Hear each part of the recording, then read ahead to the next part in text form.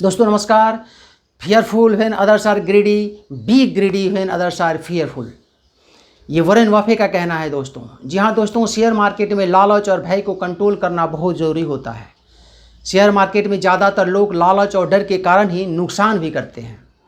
तो चलिए फिलहाल हम शेयर और शेयर मार्केट की बात करेंगे। शेयर क्या है, क्यों और कैसे इशू किए जाते हैं, फेस वैल्यू किसे कहते हैं, फेस वैल्यू और मार्केट प्राइस में अंतर क्या होता है, सेबी, एनएसई और बीएसई क्या है, प्राइमरी और सेकेंडरी मार्केट क्या होता है और बाईबैक किसे कहते हैं। इतने सारे प्रश्नों को इस वीडियो में हम कवर करने वाले हैं दोस्तों। तो बने रहिए मेरे साथ, देखते रहिए पूरा वीडियो। तो दोस्तों, शेयर का मतलब होता है हिस्सेदारी। जब हम किसी कंपनी के शेयर खरीदने की बात करते हैं तो समझ लें कि उस कंपनी के हिस्सेदारी खरीदने की बात हो रही है। कंपनी की वैल्यूएशन को बहुत सारे बराबर हिस्सों में बांटा जाता है और उसके एक हिस्से को एक शेयर कहा जाता है। अब उस शेयर की कीमत कंपनी अपने हिसाब से तय करती है। तो चलिए इसे थोड़ा डिटेल्स में समझते हैं। अब मान लीजिए किसी कंपनी की वैल्यू 10 करोड़ की है। अब कंपनी को और बड़ा करने के लिए या कुछ दूसरे ज़रूरत के लिए कुछ पैसों की ज़रूरत है, इसलिए कंपनी अपनी 10% हिस्सा पब्लिक को बेचकर कुछ पैसा इकट्ठा करना चाहती है। कंपनी यह मानती है कि उसके एक शेयर की कीमत 100 रुपया हो ताकि साधारण से साधारण व्यक्ति भी उसके शेयर्स को खरीद सकें। इसके लिए कंपनी के टोटल कैपिटल जो 10 करोड़ है उसे 100 रुपये के छोटे छोटे हिस्सों में बांटा जाएगा। इस तरह से कंपनी के 10 लाख शेयर बनाए जाएंगे और शेयर की कीमत होगी 100 रुपये। दोस्तों, इसी 100 रुपये को कंपनी का फेस वैल्यू कहा जाता है। इस फेस वैल्यू को यानी एक शेयर की कीमत को 100 रुपये ना रखकर कंपनी चाहे तो कम या ज़्यादा भी रख सकती है दोस्तों, लेकिन इसके लिए शेयर की संख्या भी कम या ज़्यादा करना पड़ता है। दोस्तों, यहाँ फेस वैल्यू और मार्केट प्राइस में अंतर समझ लेना ज़रूरी है। किसी भी कंपनी का फेस वैल्यू उस कंपनी के एक शेयर का रियल वैल्यू बताता है, जो कि कंपनी की पूरे एसेट की कीमत और टोटल शेयर की संख्या से डिवाइड करके निकाला जाता है। जबकि मार्केट प्राइस शेयर के डिमांड पर डिपेंड होता है दोस्तों। डिमांड ज़्यादा होता है तो कंपनी के शेयर की कीमत ज़्यादा होता है और डिमांड कम होने पर कंपनी के शेयर की कीमत कम होती है। अब यदि कंपनी को 1 करोड़ की कैपिटल जुटाना हो तो उसे 100 रुपये की अपने एक शेयर के हिसाब से 1 लाख शेयर बेचना पड़ेगा। दोस्तों, इस तरह से कंपनियां शेयर तो बना लेती है, लेकिन अब बेचेंगी कैसे, कहाँ और किसको बेचेंगी। यह शेयर कोई सॉलिड वस्तु तो है नहीं कि दुकान या बाजार में रख कर या उसको सजा करके बेचा जाए। तो फिर शेयर कैसे बेचे जाते हैं, तो चलिए समझते हैं। दोस्तों, जिस तरह से कोई कंपनी अपनी प्रोडक्ट बेचने के लिए एजेंसी या डीलर के पास जाती है, उसी तरह से कंपनियां अपनी हिस्सेदारी यानी शेयर बेचने के लिए सेबी के पास जाती है। अब ये सेबी क्या है, चलिए इसे समझते हैं। Security and exchange board of India को शॉर्ट फॉर्म में SEBI यानी सेबी कहते हैं। यह एक नॉन प्रॉफिटेबल सरकारी संस्था है, लेकिन सरकार के अधीन काम नहीं करता। यह स्वतंत्र रूप से पूरे शेयर मार्केट को रेगुलेट करता है। जिस तरह पूरे बैंकिंग मार्केट को RBI या reserve bank of India regulate करता है, पूरे बैंकिंग सेक्टर को रिजर्व बैंक ऑफ इंडिया ही कानून बनाता है और बैंकों को कंट्रोल में रखता है, उसी तरह से यह सेबी भी पूरे शेयर मार्केट को कंट्रोल करता है। नियम कानून बनाकर शेयर मार्केट को सही तरीके से चलाना ही सेबी का काम होता है।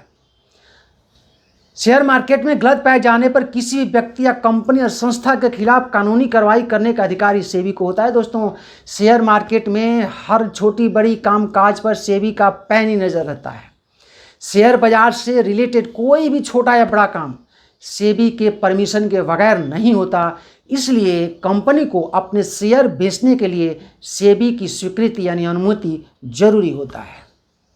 शेयर बेचने के लिए सेबी के कुछ रूल्स और रेगुलेशंस होते हैं, कुछ शर्तें होती हैं जिसे कंपनियों को पूरा करना होता है। इसके बाद शेयर बेचने की प्रक्रिया शुरू होती है। और जब कोई भी कंपनी पहली बार पब्लिक को अपना शेयर बेचने आती है तो उस प्रक्रिया को हम IPO यानी इनिशियल पब्लिक ऑफर कहते हैं। दोस्तों, इसी IPO के माध्यम से कंपनियां शेयर मार्केट में एंट्री लेती है। IPO लाने की प्रक्रिया बहुत लंबी चलती है और यह बहुत ही खर्चीला भी होता है। दोस्तों, IPO की पूरी डिटेल्स हम किसी दूसरे वीडियो में समझेंगे। फिलहाल आगे बढ़ते हैं। IPO की प्रक्रिया पूरा होने के बाद कंपनी का नाम NSE और BSE जैसे एक्सचेंज में लिस्टेड किया जाता है। जिस तरह से दोस्तों कोई प्रोडक्ट बेचने के लिए डीलर अपना दुकान लगाता है, उसी तरह से NSE और BSE भी शेयर खरीदने और बेचने की एक ऑनलाइन दुकान की तरह ही काम करता है। NSE यानी नेशनल स्टॉक एक्सचेंज और BSE यानी बॉम्बे स्टॉक एक्सचेंज देश के मुख्य एक्सचेंज हैं जिनके माध्यम से हम और आप शेयर का खरीद बिक्री करते हैं। NSE और BSE जैसे एक्सचेंज बायर यानी खरीदने वाले और सेलर यानी बेचने वाले को आपस में एक रेट पर मिलाकर ट्रांजैक्शन को कंप्लीट करने का काम करते हैं। एक्सचेंज का मतलब होता है दोस्तों लेन देन करना यानी विनिमय करना।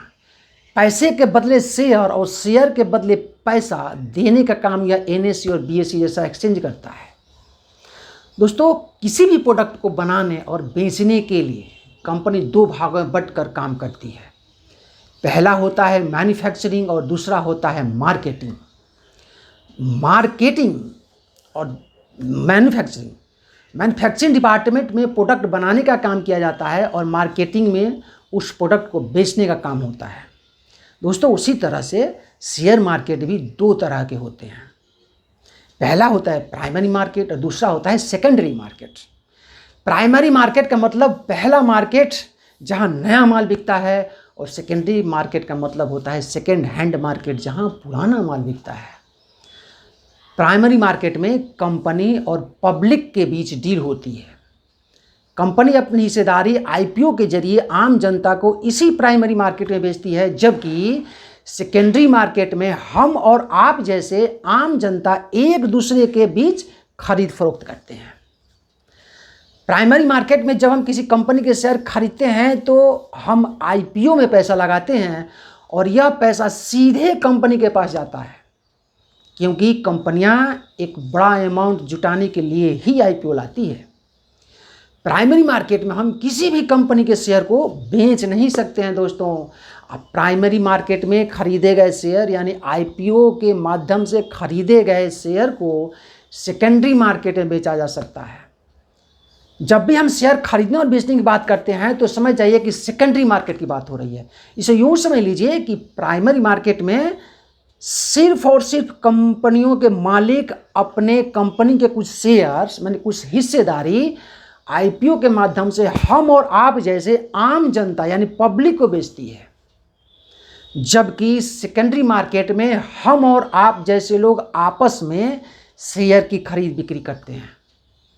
सेकेंडरी मार्केट में शेयर को खरीदने या बेचने में कंपनी के मालिक का कोई रोल नहीं होता और न ही मालिक को कोई मतलब होता है। दोस्तों, लेकिन सेकेंडरी मार्केट में कंपनी के दाम बढ़ने से कंपनी की वैल्यू बढ़ती है और शेयर के दाम गिरने से कंपनी के वैल्यूएशन में कमी होती है।